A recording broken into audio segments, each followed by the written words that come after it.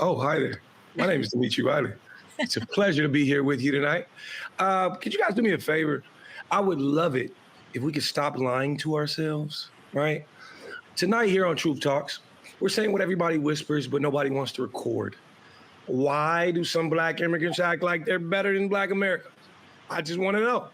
Yeah, we're talking about the hidden anti-Black biases inside the Black dysphoria.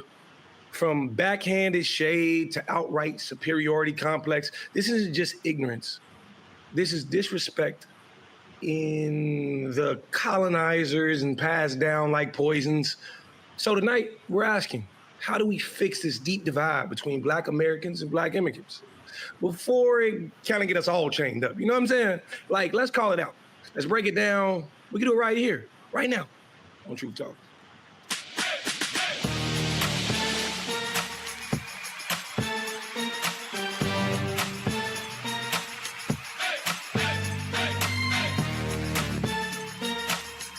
Are y'all ready to roll? Let's go. Well, there it is, Dimitri Wiley opening the show. Welcome. Thank you for that. We also have Dr. Cheyenne Bryant in the house. How are you? What's going on, Torre? I like you right now, so we're doing good. Welcome, Truth Avengers. You know, my brother's curls are popping. He used that good hair maniacs, and you know, at some point my curls will be just as pretty as his, but right now I got my locks. So anyway, welcome y'all. This is all natural from my mama. So ain't no hair maniacs over here. Good luck. We also have Dr. Sarah Fontenot coming all the way from Canada. Welcome. Hi, I'm so excited to be here with you guys. And I'm the same. You never know what hair you're going to get with me. You know, one day I might be natural, another day I might be braids, another day I might have some extra. You know, okay? Dimitri, we are constantly in this country talking about foreigners stealing good American jobs. For example, Sarah has the next segment. Take it on. Go, girl. It's sharing is caring. You know, we're getting into trending truths because the Army is kicking out Black men for razor bumps. So the Army's new shaving rule targets Black soldiers. The Army requires a clean-shaven face. But 60% of Black men suffer from painful razor bumps, also called folliculitis. Now soldiers face discharge if they don't get laser hair removal in the next 90 days. Let's take a look. A new shaving policy could result in Black Marines losing their jobs. Based on a new policy, people who are inflicted with a skin condition that can cause pain and scarring, which, by the way, this happens, it happens to Black men, all right, just so you understand, that can cause pain and scarring on their face. These are razor bumps, but it is a skin condition. It's an epidermal condition. They can now be kicked out of the military, out of the Marines, if it does not clear up within a certain amount of time. So this may greatly affect Black men, according to the Marine Corps Times. The U.S. Marine Corps. Sheesh. Okay.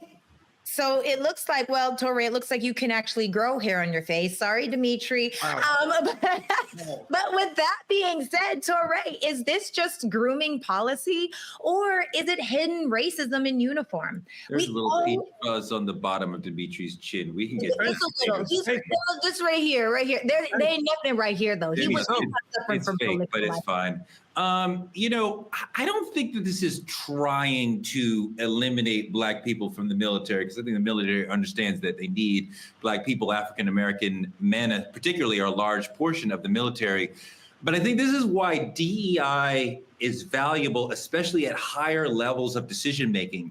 I think what the military has done is impose a policy without understanding this is going to disproportionately hit Black men. The white men who are imposing this don't understand that. I don't think they're trying to discriminate. They are being ignorant. And when you have Black people or brown people or Asian folks who are part of a decision-making process, they can say, hey guys, this is natural, and this is nothing that Black soldiers could do about it. The military wants them to get laser treatments, but that costs more money. That's not cheap. It requires, I think, 6 different visits, which a lot of people don't want.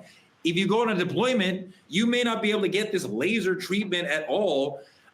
So, I mean, the military really should not be focusing on this. Focus on getting the men and women and theys ready for combat. What do you think, Dr. B? Is this what Touré is saying, or is it deliberately a way to enforce systemic racism into the Army? Sister Sarah, Touré, that's some bullshit. This is systemic racism. You're talking about instead of supporting and providing resources to a group of men who only make up 8.7% of the Marine Corps. So they're not the majority, and they're not, the Marine Corps consists of majority black men. That's not true. They're 8.7% are black men in the Marine Corps.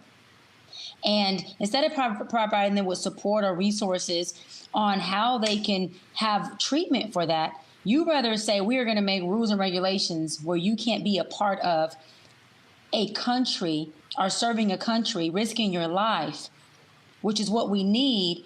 And in return, we're going to say, Touré, you said it costs, you know how much it costs to be able to provide this type of care? First of all, they don't care for our soldiers when they are veterans. And now you're not going to care for them when they are active? That is some bullshit. And systemically, you're creating ground rules for saying, listen, sorry that, physically and biologically, y'all are built different. Your DNA is different. And so we're not going to care about trying to create product that can work for your skin, nor are we going to care about getting you treatment so you can actively do what we need anyways, which is continue to have folks present so we can have the strongest military in the world. So we're just going to say, you know what, figure it out. Sorry, oh well, because you are only 8.7%. We don't really need you. Hold on. Black people are 20% of the entire military. So I said 8.7%. No, I understand that you're talking about the Marines, Corps. but also the Marines are not dealing with this issue because the Marines faced a lawsuit around this issue a few years ago and abandoned this policy entirely. So we're talking about the entire military, which is 20% black. It's a large enough number that they should actually understand how to care for these people. No, that's my point. They should understand how to care for them, but it shouldn't even take a matter of having a lawsuit because you are systemically racist toward a group of people for you to now say, oh, we should care for them. These people are human. They are risking their life for our country. This should be a part of your military culture to say, you're risking your life for our country. We want to make sure you have the best quality of life. The best quality of life absolutely includes health. Something as small as razor bumps, which is painful. I'm saying small, meaning it's not cancer or HIV or diabetes or something that we're saying is contagious. Get this brother's skin taken care of so we can go on the front line and do the life would be not sending them to war. That would be the best quality. Like, let's be very thoughtful about before we send them into the theater. Touré, you're deflecting from the fact that these black men deserve care. Forget war, forget picking up a gun, forget training right now. They have decided to commit to put their life at risk. Even if we don't go to war, they're saying, I'm willing to do it. They deserve more respect, more honoring, and that comes at the act of taking care of their health and their well-being and making sure they're good. I can see both sides of what both of you guys are saying. And I do think because we are the minority, they may not be thinking about us in that way. And at the same time, 20% is enough for us to have a strong comeback. What do you think, Dimitri? Could this be, what is the true mission of this new policy? Is it to limit Black people in these secure military careers? What do you think? I think the idea of it is when 60% of Black men are suffering from razor bumps, that's pretty significant. I think it's less about grooming and the way the skin grows, but it's an exception or an exception on how to push a forced exit. It very well could be the idea that they want Black men in Black jobs. And the thing about it is, what the military once was when they first forced it on us was something completely different. They took what they can get. But at this point, the military can be very beneficial to a man in his career. It's a career. I don't think they want Black men earning stripes in this country. I think that's more of the problem. And I think they found a way to single Black man out, and that's exactly what they're using. I mean, I don't know, Dimitri, we are struggling. The country is struggling to have enough volunteers for our military. Black people are 20% of the military. They're not trying to shrink the number of Black people when they are struggling to meet their recruitment goals. So are you saying it's about? There's a group of people, sorry, real quick, Dimitri, there's a group of people called white supremacy that you always blame for our problems that don't see us as human. They see us less than human. They also see us less than dogs and animals. And so when you're talking from that perspective, 20% of less than human, less than even a dog, you think they care and even feel like we are privileged and honored enough to even serve their country? No, they can care less if we are in the military, on the front line or the back line. White supremacists, white privileged, systemic folks look at serving the country as a privilege and an honor. If they don't look at you as being privileged, you're not a person they honor, why would they want you to be in a military that is supporting and fighting for their country? They don't care about that. That's why they don't care about making sure that your health is intact enough for you to stay. We're talking about hair bumps. This is so minute when it comes to an issue that they can provide treatment for. You're right that it's minute, and the government, the HEGSET, the Defense Department, should be caring about other things. But I think white supremacy likes us in a servant role. So Black people, Black men who are serving in the military, we're fulfilling our purpose. And I think they value 1/5 of the military as Black people. Like, that is fantastic. Keep them down. Like, as long as we're working in subservient roles, supporting white supremacy and that sort of, like, that's fine. It's when we want to grow to have a Bentley and be a mental health professional and like have pretty hair and like run around Los Angeles like we run things and really try to make change through the NAACP or BLM or whatever. That you are the sort of person who is a challenge to white supremacy, not the sort of person who is working within the system. You know, I think for me, the thing about it is the timing of it all, right? Because it was HEGSET that just reinstated the new grooming standards this year. And there have been some things that are definitely more questionable in regards to Black people as a whole, you know, over this last little area this year. So that does raise a question for me. And I guess a bigger question would be, should expulsion really be the solution? Like, isn't there a step below where they can, you know, that you could have chosen, maybe you have to go on leave, or maybe you can work a different portion. Like, why do you have to be kicked out of the Army because your hair goes a certain way? And that is one thing, you know, we naturally have oftentimes thicker, more coarse hair that is harder for a follicle to let it come out. I mean, any woman that's gotten laser hair removal understands the difference between that and shaving. Shaving is not comfortable, and I couldn't imagine doing it on my face. But I think that we should move on from this one. Go ahead, Torre. Take us into our politics. I'm sorry, Dimitri, do you want to say one more thing? Yeah, it's real familiar. I remember hooping in high school, like playing basketball. And I remember the coach taking the best 3 players, right? The best 3 when a team was acting up. You on the bench? No, I was hooping. I bet 3. But listen, this is what I'm telling you. So you was watching them. Got it. I remember the coach taking the best 3 players. I was one of them, sorry.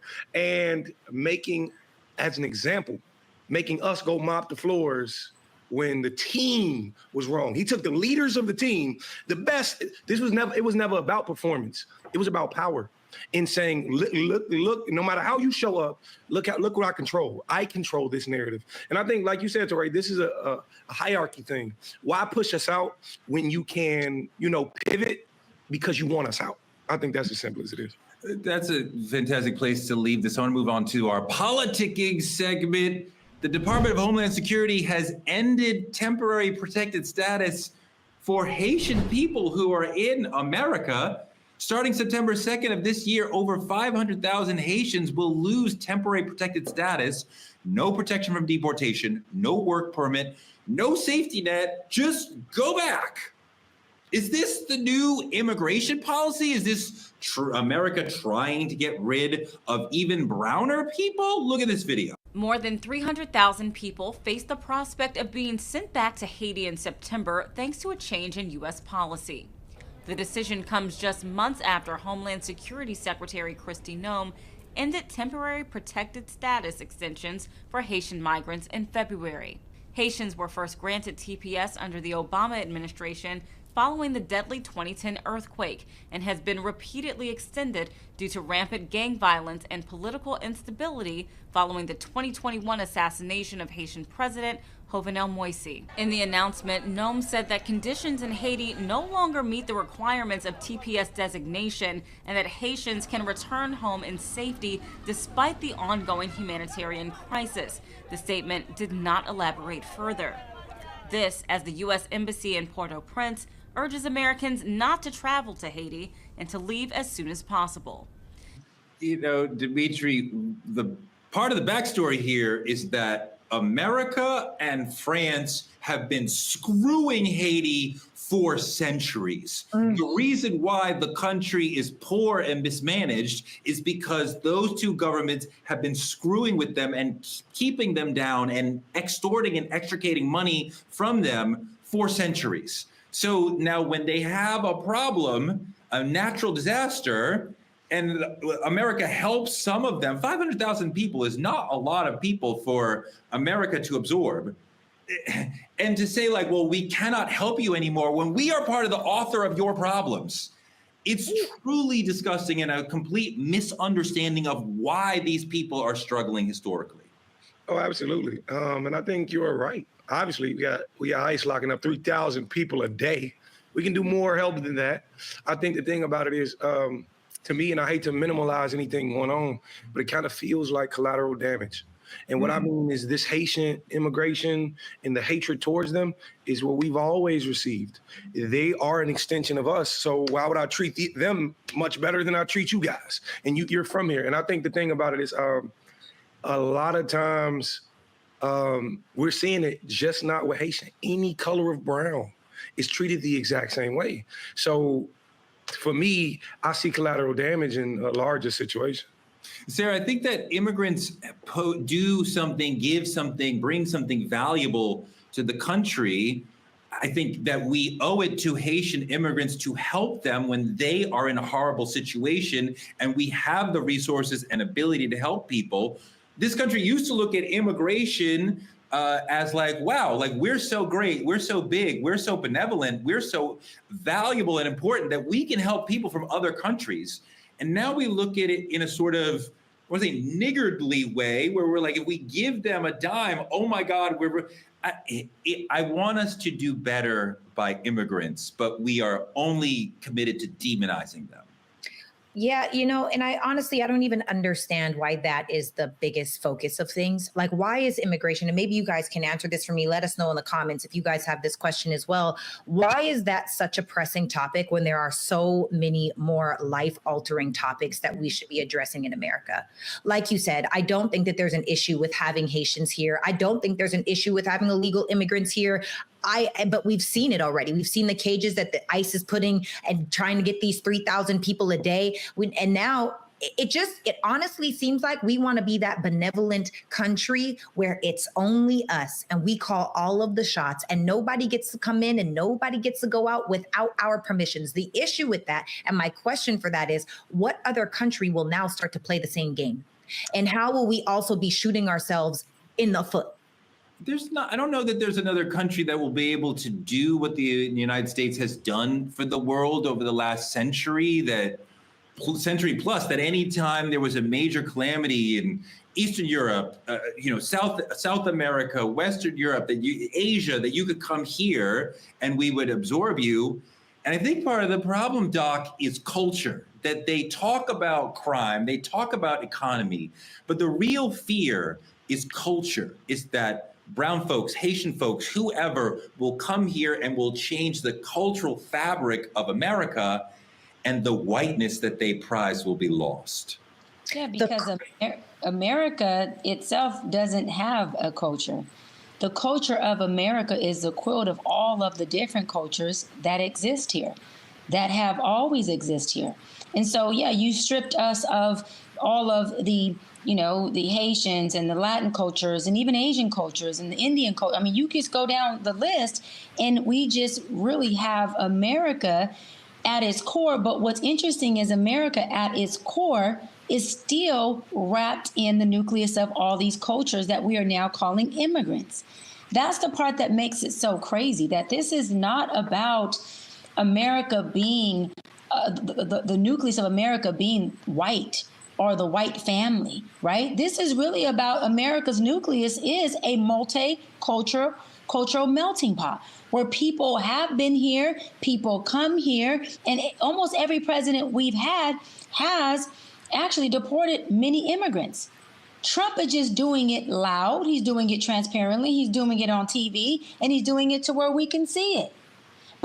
And I love Obama. Obama also deported a lot of immigrants. He just didn't do it in a way where he treated them like animals, or he had them in cages, or he built concentration camps for them. So there's always been immigrant control. This is now immigrant slavery. There's a difference between the two. Sarah, you're on the right, but you said you don't really understand or you don't feel the immigrant issue is not moving you. This is a big, huge driver of people on the right. Trump is doing this because this should, with the Haitian folks, should move his people. Yes, get them out of here. Get every immigrant out of here, especially every brown immigrant out of here. I don't understand how you're like, I'm conservative, I'm on the right, but I don't understand. This is the core animating issue of your political tribe right now. Right. Well, that's the thing. That's not my political tribe. I'm an independent. I'm not right. I'm not left. I'm opinionated. And I'm a critical thinker. And I think about what makes the most sense based off of what I think makes sense for the good of the colony, aka America, right? Or whatever place that we're thinking of. And this whole conversation makes me laugh because the people that are saying we need to deport everyone are immigrants. The only people that were here in America were Native Americans or Aboriginal people. They came here, they stole their land, they raped. Think about it like that, though. Well, it doesn't matter. That's the truth of it, though. Right? So why is it that now you get to say, oh, let's get rid of, we're gonna send the Native Americans to reserves. We're gonna deport the even browner people. We're gonna deport the Latin American people, which, by the way, some of them in different places were also Aboriginal people. And so it's so hypocritical, in my personal opinion, if you want to come here and start saying that now we're gonna reinforce that you are an illegal immigrant. Are we not all that? Because the only reason why they're legal immigrants is because they stole, they pillaged, they raped, and they killed. That is the only reason why. So this whole topic to me doesn't make any sense. And I don't think anyone has a right to do this inhumane behavior. But I do understand that this is a fear-based control system where people will self-deport themselves. That's the only answer that I have. Dimitri, we do see the Trumpies getting browner and browner with the people that they're going after, right? Mm-hmm. And originally the attack of their immigrant sweeps were Central American immigrants, Mexican immigrants. And now you start to move toward Haitians, right? And more Black immigrants. Of course, the white South Africans can come. That's not a problem. But like, oh my God, these Haitian immigrants that we've been protecting for 500,000 people, that is a pittance in a country of 360 million people. That's a lot. But seeing the target get browner and blacker is scary, right? Because I'm like, so they're moving toward us. You know, I really don't think the mission changed. I think they've learned to rebrand it very well. They've learned to attack brown faces and then pin them against the same people. People might not question it as fast if it's a brown face attached to it. It's not really like diversity, but more so camouflage. I'm learning to target exactly what I've always wanted to target, regardless of what place it's in. I just needed to have this brown face, this brown skin. And I think the system is now weaponizing those brown faces against brown bodies and Black bodies. You know what I'm saying? Whether you see it in ICE or you see it in the CBP or, you know, military, XYZ, whatever the case is. But I don't think social media is wrong at all in painting the story. It just gives a half story. It's not the entire story of what people need to hear. But yes, they are getting browner. And then that's concerned about our Haitian brothers and sisters in this country. If that is you, come into our comments. Tell us what's going on for you. Tell us how this is making you feel. Godspeed. I hope you find the peace that you deserve. I want to move on to the main topic and let Dimitri lead this one. Go, brother. I just wanted to say, listen, too many black immigrants come to America and they benefit from the fight our ancestors, that's me and your story, our ancestors died for. You understand what I'm saying? And then they turn around and look down on the very people who opened the door for them. Yes. Like from the accents to the attitudes to fashion and morale, we're diving into how white supremacy put us against each other. And why are some folks fall for it? Those are ideas we need to tap into. Define Black dysphoria and its current cultural aspects in America. I would love to know what you think, though. I would love to know what you think, too. I mean, I definitely see what you mean, and I have heard folks talk about the notion that they were not slaves, so that they are better than us. And I know that exists in many people. And they, even if they may come from Africa, they may look down on us, African Americans, and not want to align with us because they perceive that we are at the bottom of the social strata in America. So we don't want to be with the people in the bottom. And I felt that shade. I felt that coded language. I felt folks, Black and brown folks from the diaspora, not really feeling that connection with us that I want them to feel. Godfrey is an amazing comedian who said a lot of brilliant things. He had an interesting point on this. I want to play that. Take a look. She said some shit about, which is funny how almost every foreigner has something to say badly about African Americans. Even Africans sometimes have fucked up shit to say about African Americans, but then everybody comes to America trying to be African American. And benefit off of our struggle and the work that we put in. Yeah. How could anybody that looks like you come into America and talk about African Americans when they are the ones that have created the foundation for foreigners to come in? The 1964 Civil Rights Bill is the reason why Koreans, Nigerians, Indians, Arabs can come in and open up businesses in Black neighborhoods and still disrespect the fucking same people that are putting money in their pockets. What kind of fucking nerve is that? It's the serious hatred of African Americans in this country. It's in the soil. Yeah, I think that's absolutely right. And I think folks can come from other countries and see the way that we are treated and go, oh, that's how I should treat them. But you know how African Americans are treated before you even get here. So you arrive with a preconceived notion of how you should think of African Americans. I can see why these folks would be like, I don't want to be part of their group because they are downtrodden and they're ex-slaves. Sarah, I understand where a lot of people, Africans, come to this country and are disrespectful of African Americans because they see the way they were treated and they see the history of chattel slavery and they are disrespectful to us. They don't understand our struggle. They just see like, oh, you guys were slaves. We don't want to connect with you. Maybe not you, because your family is so Americanized, even though you grew up in Canada, but do you understand why some immigrants are coming here and saying, I'm not like them because my people weren't slaves? Yeah, well, we're not. And I think that is the thing that really needs to be considered here, right? When you start thinking about African American, what does that mean? I have never been to Africa. My parents have never been to Africa. My grandparents have never been to Africa. And although I am excited to go, one of the things that I think is silly is why is it that we are the only African Americans? Why aren't there French Americans, Polish Americans, German Americans that are here? There are. I know that they are, but why are they not identified as that?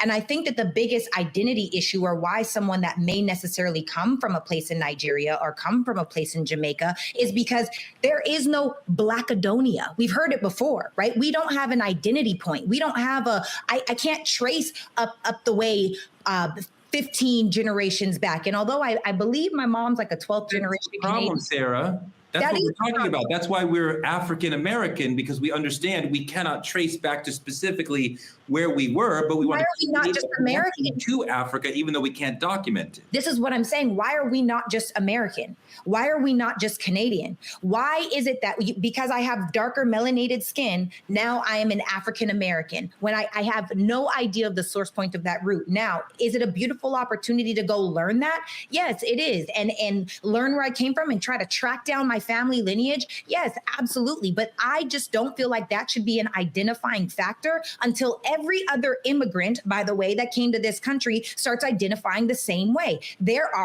And why is it that Blacks are the only ones that do that?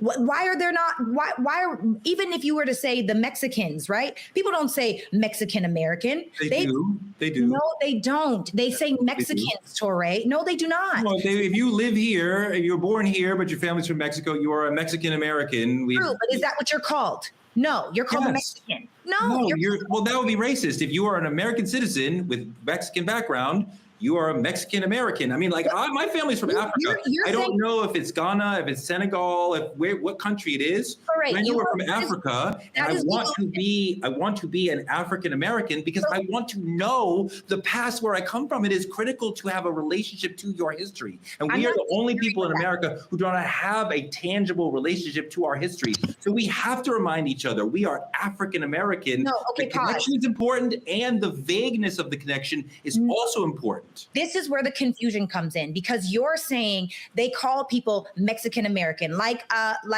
Dr. B says. She is Mexican, Creole, and Black, right? She has never said I'm Mexican American, African American, and Creole American. None of this happens in real life. Now, is that the box that you make? Sarah, what are you talking about? What real world are you talking about? Of course it does. Let me finish and I'll tell you. That may be the box that you check when you go sign up for something or anything government-wise, but that is not how we speak in this nation. In fact, the only people in this nation that get both of those things are Blacks. We are African American. When you go speak on stage, they say we're at the African American Studies. Why are we only focused on Blacks being African American? Why are we not also focused on the white people, the Latin people, the Asian people? Why are there not Chinese Americans? Is that what you check on a box? Yes, but it is not what you call them. I don't know what world you live in. Of course, there are Asian Americans, Hispanic Americans, Creole Americans. I mean, of course, we talk about these things fairly all the time in this country. I don't know what you're even talking about. Because we don't have an identity. Thing is when they attach the American to Asian or the American to African or the American to Latin American, right? The American and Latin is there with that hyphen in the middle because that hyphen is meant to separate. So like myself, Torre, I totally get what you're saying, and I respect folks who think that way. I really do. Not being sarcastic. I'm Black. I'm American.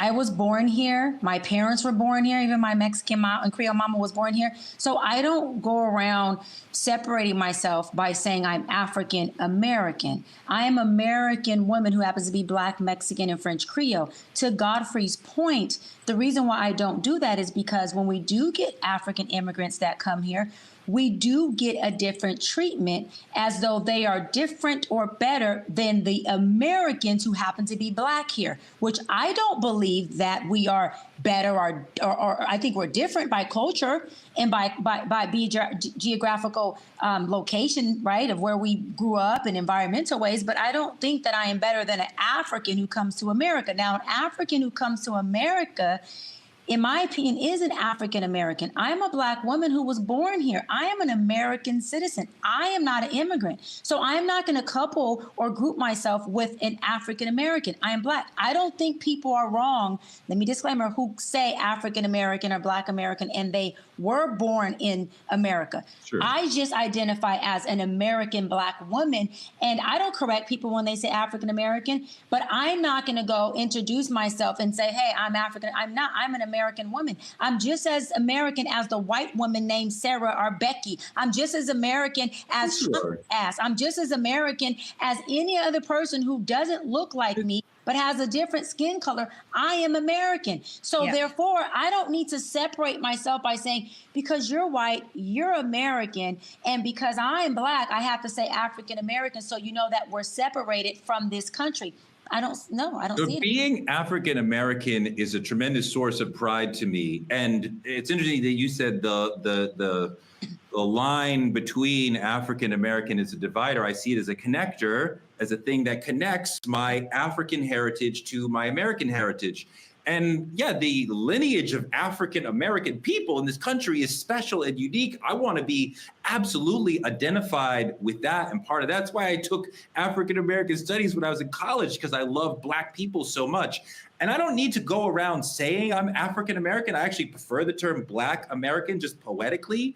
And I understand the complexity of, like, Charlize Theron is African American, but we all know that's not what we're talking about. We're talking about me and Dimitri and people like that who are who are both African and American.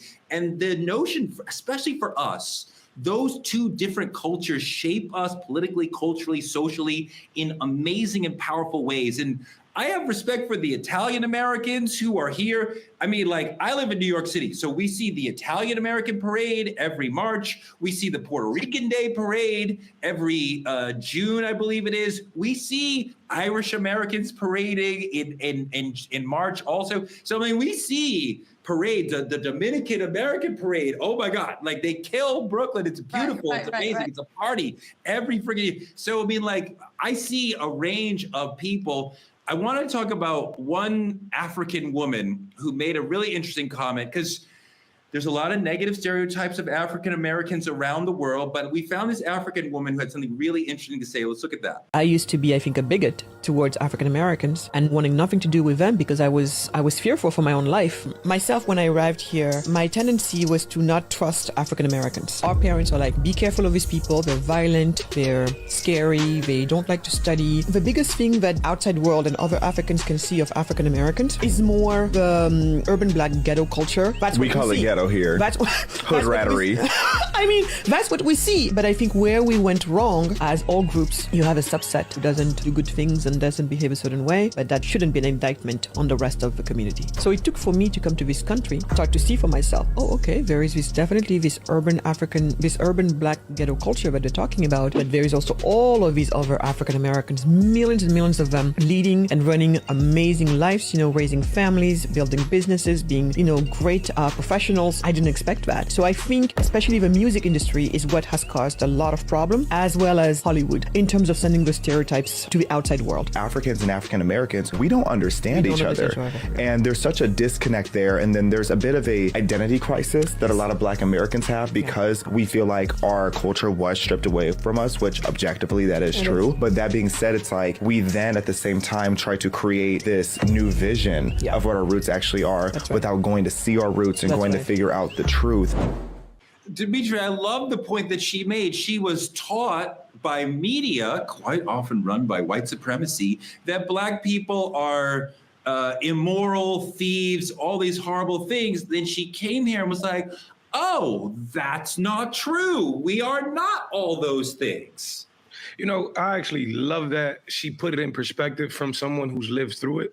We know how much social media pushes the Black narrative, Black hate, Black crime, Black this, Black that. We know exactly what's going on in that regard. And the fact that they're receiving it across the globe is something to note. But my thing about it is this.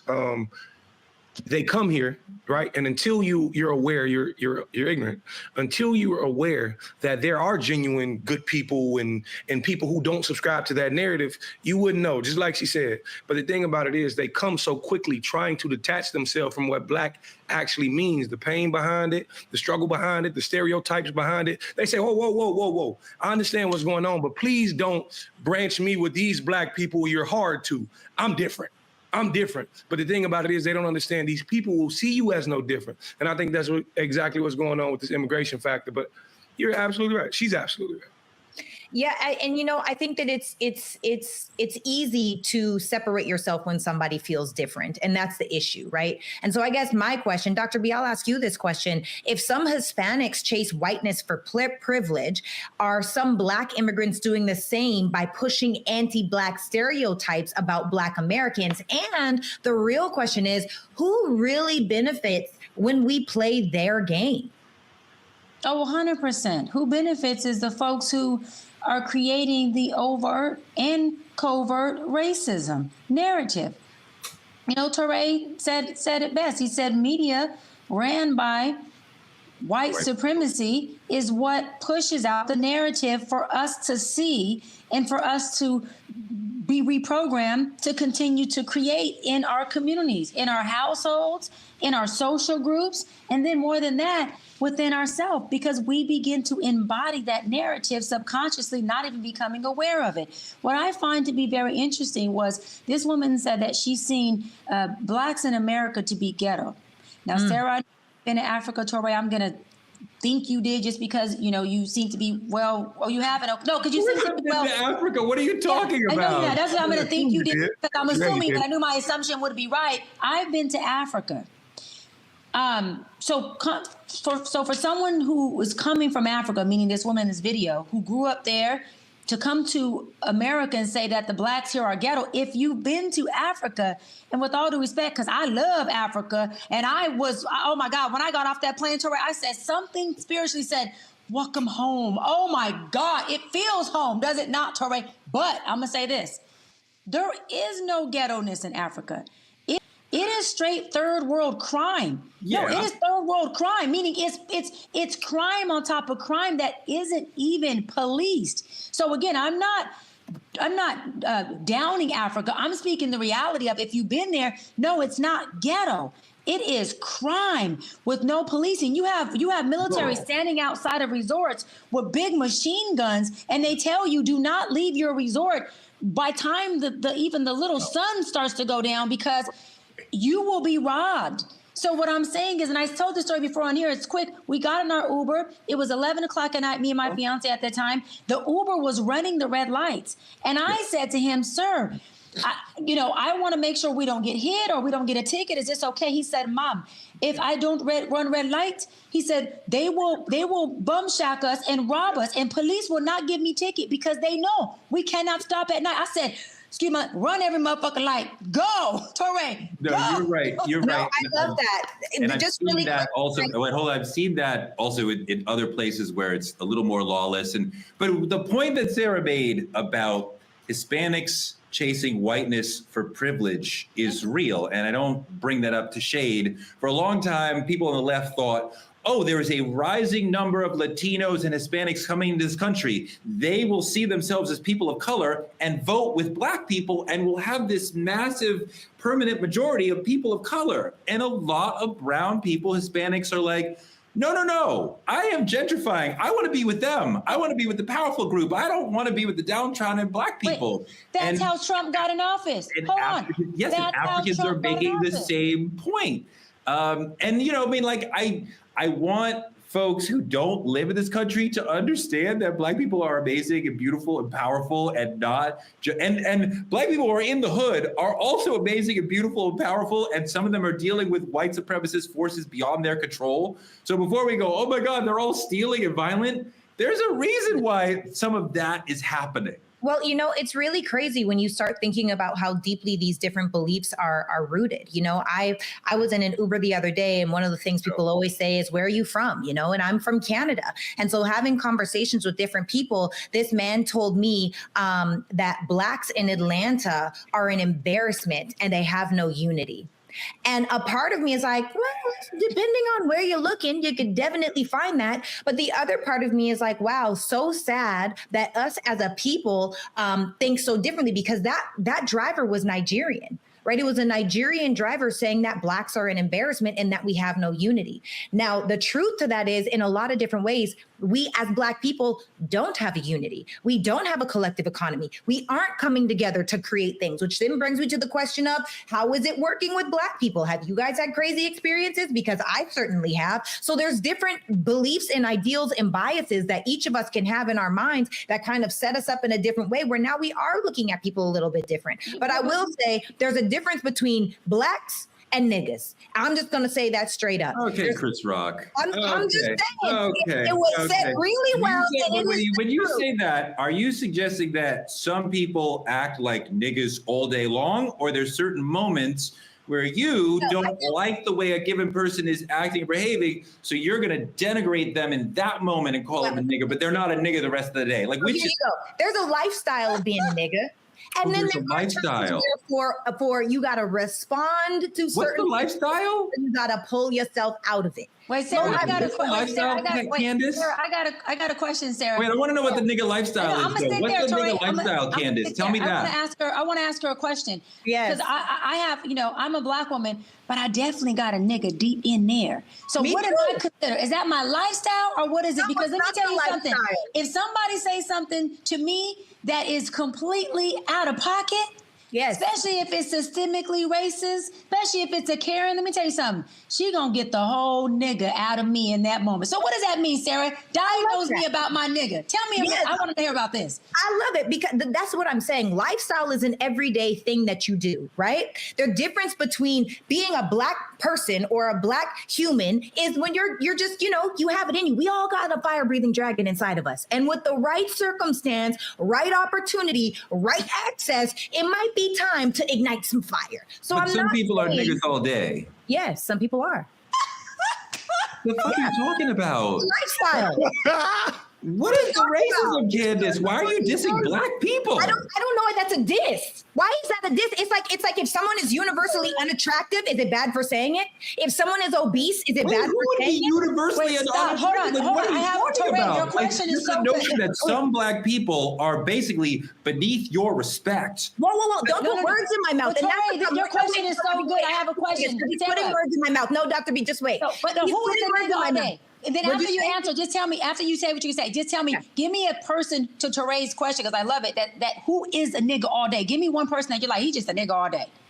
Damn, I really got to think about that. But to answer the question. No. Answer the question. It's the question. This is what I'm saying. Just because you're a nigga all day does not mean that you don't deserve respect. Just because you're a nigga all day does not mean that you're this terrible, classless, awful person. That's not what that means. It just means there is a difference. The same way that there is a difference between, let's say, if you're raised in, people have told me all the time, wow, you're really different for a black girl, right? Or you're really, why do you talk like a white woman? No, I agree with you. If someone says you're really articulate for a black woman, it's based off of their experience that they've had with blacks that are around them. At the end of the day, they don't see a nigga in you. That means they don't see a nigga in you. That's not true because folks have seen that too. I've got it in me. More than that. Oh my God. Oh my God, Dimitri, I'm drowning in ignorance, Dimitri. I'm drowning in niggadom, Dimitri. What is really happening? Teray, I think you're the one who's a nigga all day. I just got apparently, I say nigga. I mean, I'm raising all my kids, but like, I mean, I really don't know. You know what the problem is? That the way that you give it meaning, you're making the fact of somebody acting a certain way, it's just an identifier. Why does it have to be so negative? I didn't say that black men that are niggas don't raise their kids. You said that, which means you have a subconscious racist. But what did you mean by niggas then? Because we asked you, define niggas, name a nigga. You can't define it. You can't name it. Let's think. Wait, I'm with you, Teray. A nigga who don't raise his kids is a nigga. That's what we're going to be in agreement on. He a nigga all day. Now he a nigga all day and all life and all year. I'm just saying the way that y'all see it, we all have different meanings for something. If I were to say, what's yours? Words, I'm trying to tell you, you keep cutting me off. If I say, give me 3 words, that means love. We all would say 3 different words. If I say, I think that there's a difference between niggas and black people, and give me 3 words that describe niggas. Tell us the difference. What is a nigga? What's your word? You said, hold on, wait. Okay, Let's flip the script, y'all. Let's flip the script, please. She still ain't defined it. We want her to define a nigga. Yeah, I ain't heard no definition. I heard you dancing toward it, and y'all got to call it some sideways move. I want her to define what is a nigga. What is a nigga? Okay, I like it. See, niggas over here. Somebody like to phone a friend. No, love not explaining shit. Clarence Thomas, he'll help you out. Say any of that. If I was to think of 3 words when I think of nigga, it'd be late. 1, niggas is always late. So you a nigga today because you was late. You a nigga number 1. Late. Name number 2. Come on. Boom. I did not say it wasn't me. What's number 2? Woo! Okay, now I'm like really thinking about it. Here now. And let us know in the comments, y'all. Is there a difference between black and love to deflect? You answer the question. What's your other 2 words? Late. What's your other 2 words? Late. like a black mindset. The Chiron is right. Black immigrants hate Black Americans. Look right now. Here's an example right here. No, niggas have a lack mindset. They never have enough. And niggas don't like answering questions. That's when they know they don't have money. What are you talking about? So the difference is, y'all, okay, look, because y'all... You want me to save you? Would you like me to save you? Are you being a nigga right now? This is the point. Are you being a nigga right now? Listen. Yeah, name a nigga. Who's a nigga? Y'all, I don't never get to finish. Name a nigga. Hey, listen. You don't have to finish, Sarah. They're not going to let you finish. Sarah, they're not going to let you finish. Yes, listen, they're not going to let you finish. Y'all acting like niggas. It's okay. That's not she called us niggas now. Okay, here we go. Hey, listen. Here we go. Black immigrants hating Black Americans. We knew you was racist to us Black Americans. Like real talk, like all jokes aside, I think that people hear the term and then they make it negative. And I think the same way where if someone is obese, whether it's right, wrong, good or bad, it just is what it is. If somebody all day is acting like, you got to go to that space where you don't let somebody else talk, or you go to that space where you don't. Yes. Are those, in my eyes, is that a version of that? Let me finish before you talk to Ray. Is that a version of that? Yes, absolutely. And my version from how I see it. And at the same time, we sometimes need to have those traits. There's good and bad in all of us. And sometimes those things are things that you have to tap into. But as Dr. Brian says, are you high functioning? Do you let those things stop your day and drop down to where that thing is inside of you? Or do you choose not to? That's the only difference. Okay, guys, listen, we've concluded. I am a high functioning nigga. Listen, I get it. Hey, listen, Teray, I get it. Listen, we got to flip the script. We got to flip the script. Parenting nigga, I'm just a nigga. We have to flip the script. I know, we're all niggas. Wait, but Sarah's not a nigga. No, I'm not a nigga. No, you're a nigga. You're not even American. You're not even African American. How can you be a nigga? I'm sorry. I'm just looking for a nigga to marry. I'm sorry. Take you to a resort in Africa. Oh my God. Listen. I'm going to start with this. We're going to flip the script. Listen, slavery and colonialism did not just rip us out of Africa. They broke up our families. They broke up the unity. They poisoned the loyalty to each other. Some Africans look at us like we volunteered to come to America. Like this shit is an Eddie Murphy movie or something, And here they are. You know what I'm saying? They never came and got us. Like, what are we saying? We came as slaves and we fought our way out of it. But, what was their roles? Did they come try to get us? Did they come try to bring us back to the families? I'm not understanding it, but they still view us with this look of disgust and this thing in their eyes. We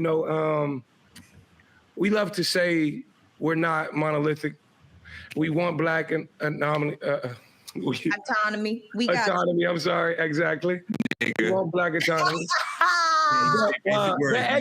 I'm sorry, Jody. I don't mean to, I can go back, but wait a minute, Dimitri. Hold on, Jody a nigga too. She went leaving her out. Jody a nigga too. Am I? Finish up what you were trying to say. No. Are we skipping something with the X talk?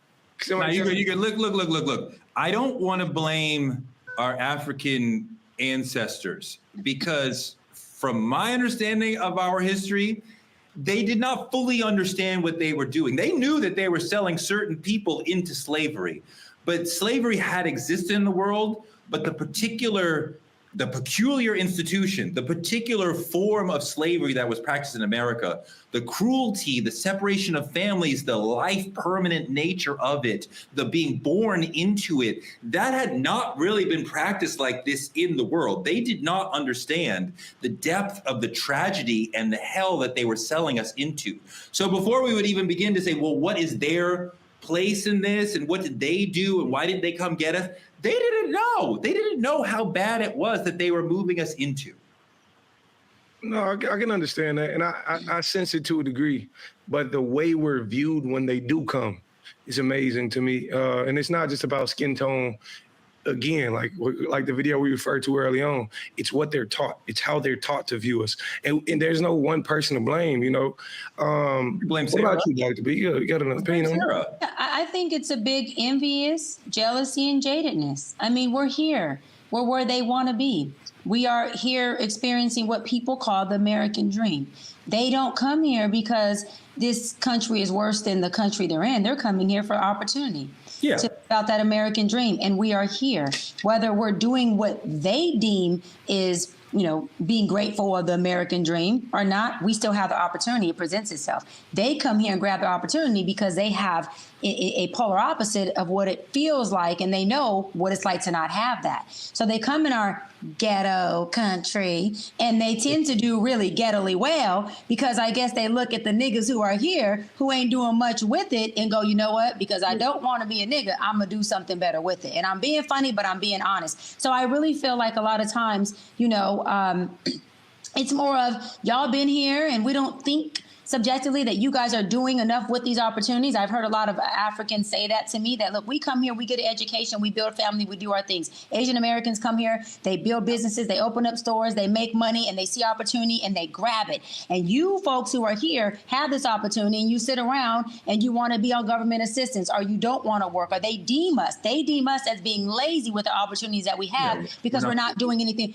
But we're not talking about if we are, Tori, we're saying how they deem us to be, because they're saying, hey, you got a pot of gold, and then you would rather have someone feed you the pot of gold, when they're saying we come with no pot, we built the pot, we fill it up with gold, and then we distribute it throughout our families. And they do come here and they do get the education. They do seem to do a lot more than we do in an opportunity in a country that gives us opportunities that we are born into. So. No, absolutely. And we love to say we're not monolithic and we want Black autonomy. But in this fight against white supremacy, when Black immigrants, Jamaicans, Haitians, Bajans, Cap Verdeans, all of it, gonna stop moving like strangers to Black Americans and stand up like brothers from another mother, like my dogs, because divided, we're cooked, like we are smoked. I think united, we seem to be unstoppable. I think that the notion of a general diaspora that is connected politically really begins in America and comes from American Black folks. So I really don't know how much folks who live outside of America really care or feel connected to the diaspora, because it may be politically a step away from them. I could see where when we're talking about, we need these certain things politically, and Africans are like, well, that has nothing to do with our struggle. So how are we connected? I mean, I could see African Americans saying our struggle has nothing to do with theirs. I think that they are related, but I could see where people would say, I don't understand how. But they're giving everything that they have to come into our country that has a different level of struggle that obviously is less than the struggle that they are currently experiencing. You see, Godfrey said it right. You want to be here to benefit off of the things that we are fighting for here, for you to bring your black tail here and be able to receive. So when you get here, if you don't like America, then keep your ass up out of America. That's for not just Africans, that's for Sarah. If she's a Canadian and comes to America and she wants to just lowball us and talk bad about, well, why are you here then? You're here for an opportunity. And if you don't see this as being an opportunity, then take your ass back. But if you're gonna be here in the midst of us, then be an asset, or be an asset by making sure that you do the things that contribute to your betterment, and don't bad talk a country that you are giving everything to become, not just on a visa here or as a guest or on vacation here. You are attempting to be a citizen here. These people want to set up shop here. So respect the land that you are trying to come into, and don't respect the people who have been here this whole time. Look, Sarah, we're not enemies. I mean, you and I are enemies, but in general, we're not like politically enemies. White supremacy wants us to argue about who's more educated, who's more cultured, who's more successful. We have to unlearn what the colonizers are trying to teach us to divide us, especially with the government trying to rewrite Black history and erase CRT and these sort of things. So like, we need, Sarah, to stop policing each other's Blackness and start protecting it. How do we get to that? I love that. Well, I love that question, because I feel like first and foremost, we have to acknowledge and accept the fact that we're different, right? There is such a beautiful spectrum of what it means to be Black. Whether you came here from a different country, whether you were born here and raised here, whatever it could be, the one thing that we have in common is that we all have a Black experience, and they're all very, very different. I'm from the prairie in Regina, Saskatchewan, Canada, Where? Right? And the prairie, like Regina is the city that I'm from. Yeah. The slogan is the city that rhymes with fun. Let me know when that. I love when you say that. You know, but I say that to say that really and truly, you know, it's so crazy to me how quickly, because there's certain movies that I haven't watched and I have no desire to see because I don't like seeing our people down and out. I don't like seeing our people as slaves. We are royalty, in my opinion. And someone will say, oh, black cards removed. How can you remove my black card? You can't take this experience away from me, even if you don't agree with the way that I operate. And I think that we don't have to agree with one another, but we can try to understand better where we are, where or how we are operating that way, even if we don't like it, which actually brings me to Dr. Umar Johnson. You know, he's a vocal Pan-Africanist. So at the core of his message is this: there is no separation between Black life in America and Black life globally. Okay. We're one people who are divided by slavery, colonialism, and white supremacy. He argues that Black Americans must see themselves as Africans in America, not a separate group. But then he goes back on to bash Black Americans like Barack Obama. House niggas, just like Barack Obama, they do what they need to do to stay close to the white power structure. She made a career locking up Black people. This is the same woman who went on international television, Art, let me remind you, about a year or two ago and said America is not a racist country. You want me to go vote for a so-called Black woman who went on international television and told the world that America is not a racist country? She spit in the face of the family of Trayvon Martin. She spit in the face of the family of Breonna Taylor. She spit in the face of the family of Michael Brown, Alton Sterling, Philando Castile, Amir Locke, Dante. We can go on and on. Tamir Rice, all the Africans murdered by police, which are state-sanctioned executions. Let us be clear. The police are agents of the state. When the police kills a Black person, that is a state-sponsored execution. And in response to all this racism, the execution of George Floyd, this part-time Black woman says America is not racist. Sheesh. All right, Touré. Does he have a valid point, or is this a perfect example of division? I find Umar very difficult to take seriously because a lot of times he takes a very reductive and simplistic view of things. And I think, you know, if you understand the political system, you would understand why Kamala Harris cannot even possibly have a chance to get elected the president of the United States if she says America is a racist country. So she cannot say it's a racist country. She has to have a workaround for that. She cannot go into Pennsylvania, Wisconsin, and Michigan having said America is a racist country. So to attack her for that shows just a complete misunderstanding of the political system. And he's better than that.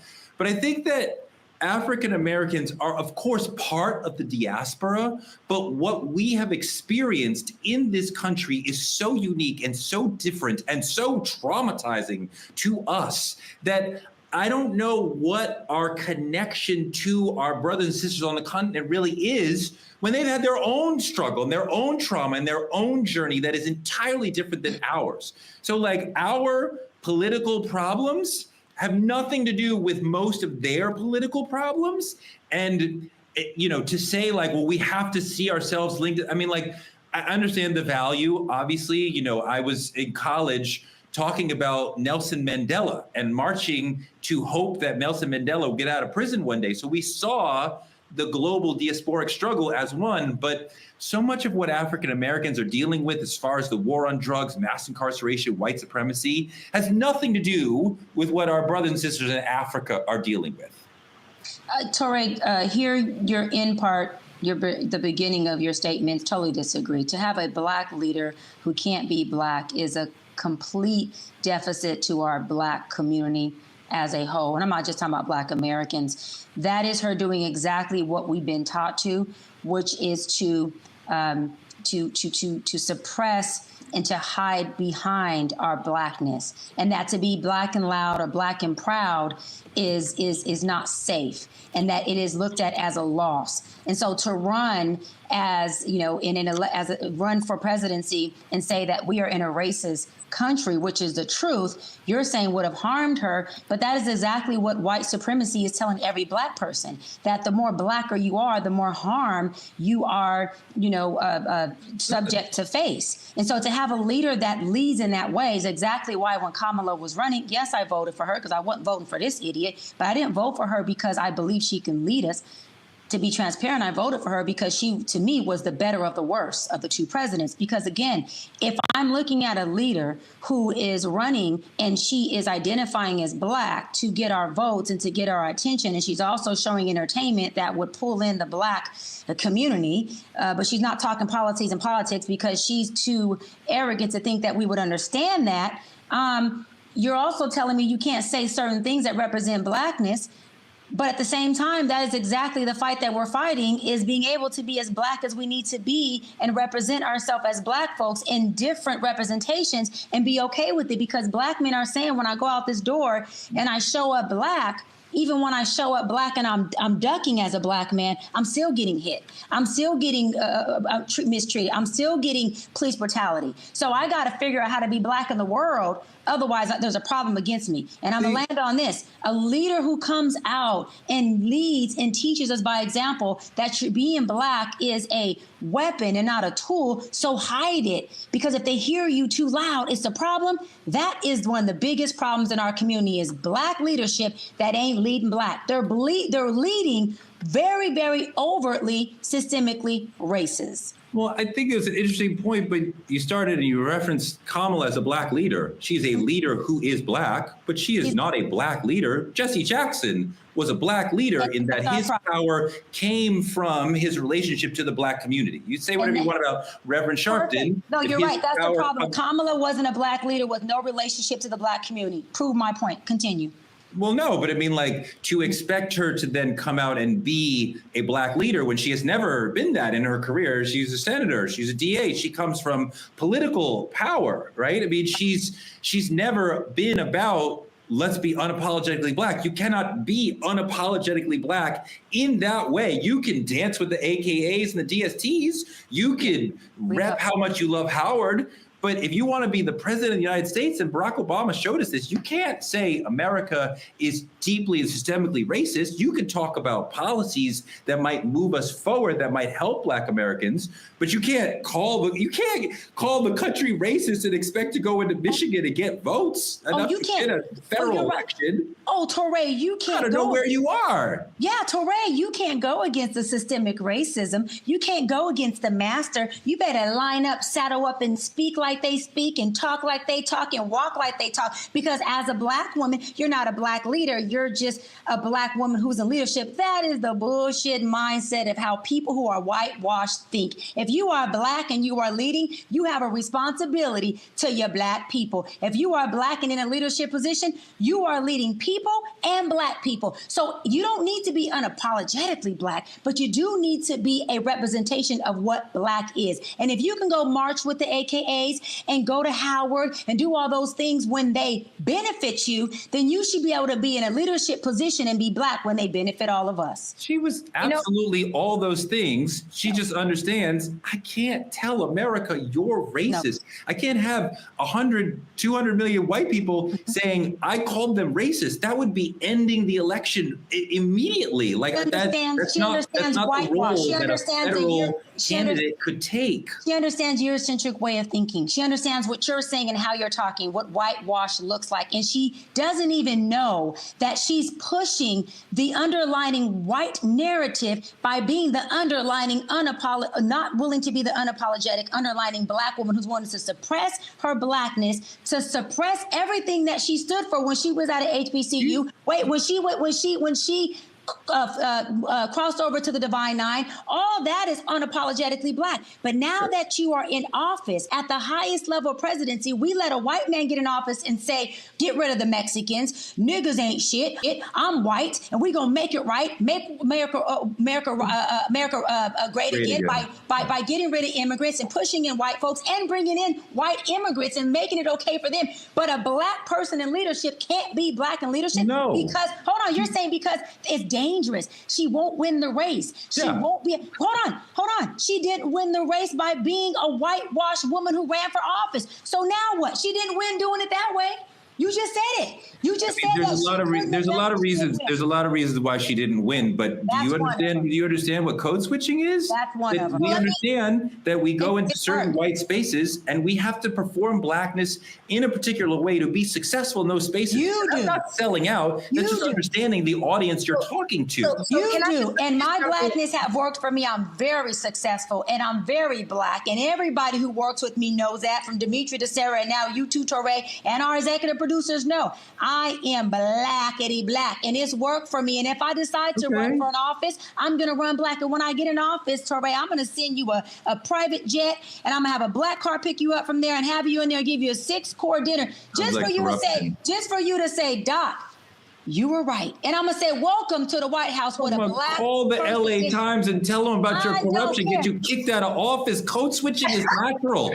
We all do it. All successful black people are able to code switch, especially in a way that leaves them feeling spiritually protected. Like, I didn't sell out my people. Let's talk to Oprah. Let's talk to Quincy Jones. Let's talk to Richard Parsons. All successul black people, including Kamala, understand how to code switch. I know Kamala. If Kamala was here, you would say, I'm talking to a sister. When she goes to the AFL-CIO, she performs blackness the way she needs to get them to support her. Okay, so guys, wait, I want to let's have Kamala on here, because I'd love to have this conversation with her and see what the pillow talk is with her white husband, because like a lot of people who have that same experience, they seem to talk very whitewashed and not understand what I'm talking to or what I'm talking about. The person doesn't have to agree with me, but they definitely need to be able to see that there's a disconnect. Many folks in the black community who voted for her, who did not vote for her, said there's a huge disconnect between Kamala and the black community. Go ahead, Sarah. So let's just say this. The debate that you guys are having right now is what the immigrants see. It's what the outsiders see. It's the fact that we don't necessarily have that unity, right? And the divide is the agenda, because the truth is, whether you are a black leader or whether you are a leader that is black, the divide is by design. Colonialism and slavery didn't just strip our identity. They trained us to see each other as different, as less than, or foreign. Even when we look in the same mirror, Jamaicans, Haitians, Africans, they all have a connection to a homeland. We don't. Black Americans are the stepchild of Africans and the foster children of America. If we can't see that the diaspora divide is their biggest weapon, then we'll keep playing ourselves while they profit off of our chaos. United, we stand, but if we stay divided, we fall. You know, that was so beautifully spoken. I just want to talk to my people real quick. Listen, my people, listen, understand this. Before you post Black Power again, I need you to ask yourself, does it mean anything if you're still side-eyeing your brother's accent or your sister's slang or judging the skin tones that the slave masters taught us to? Slavery ripped us right out of Africa. But it's the mindset that keeps us divided. So the real question is, when is the Black immigrants and Black Americans gonna stop moving like strangers and start moving like family before the next system eats us alive together? Stay woke, stay loud, and don't just say Black Power. I need you to live it. You understand what I'm saying? That's you right there with the moo-moo on. Yeah, you live it, okay? Not you, Tori. She know what I'm talking about. I haven't been living it? What more do I have to do? She know what I'm talking about. Check the comment section. Power, beautifully said, Dimitri. Thank you so much for that. That's our show for tonight, and this might have been our best show ever. Good job, you guys. Like, comment, and subscribe on our YouTube channel at TruthTalks-Live. Watch us simulcasting and fighting right here on the Black Star Network every night at 8 p.m. right after Roland Martin Unfiltered. Support Black media at CashApp, Truth Talks Live, or any of the links on your screen. Support us by advertising with Truth Talks the way our friends at the Playpad in Atlanta, Georgia do, and reach our over 10 million person viewing audience on all our social platforms. And it's actually 10 million plus 50 because Sarah's family is really, really huge. Social businesses and influencers can partner with us by visiting TruthTalksLIVE.com, like Hair Maniacs, who are so crazy, Hair Maniacs, that they partnered with Dr. B on their product that's not just a hairline, it's a lifestyle, just like being an African American. Or maybe just like being a nigger. Being a nigger is a lifestyle, clearly. So bam, here we go. Dr. B, tell us about your lovely hair.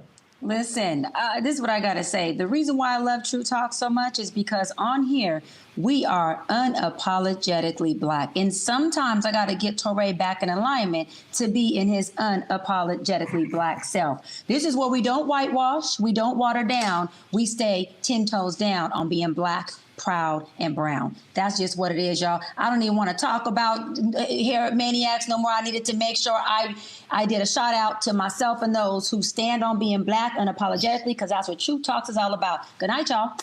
Love you.